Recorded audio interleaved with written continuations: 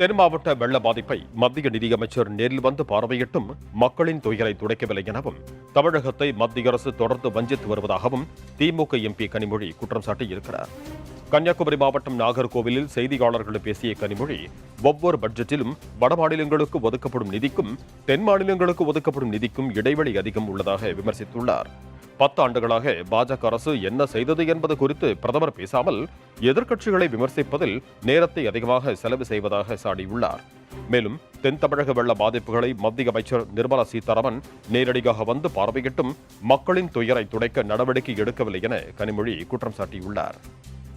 தூத்துக்குடி, திருநெல்வேலி, அது மட்டும் கன்னியாகுமரி போன்ற மிக அதிகமாக வெள்ள பாதிப்புகளில் கஷ்டப்பட்டு கொண்டிருக்கக்கூடிய வியாபாரிகளாக இருக்கட்டும், மக்களாக இருக்கட்டும், விவசாயிகளுக்கு இதுவரை மத்திய அரசாங்கம் எந்த விதத்திலுமே நிதி உதவியோ எந்த உதவியும் அவர்கள் செய்ய முன்வரவில்லை.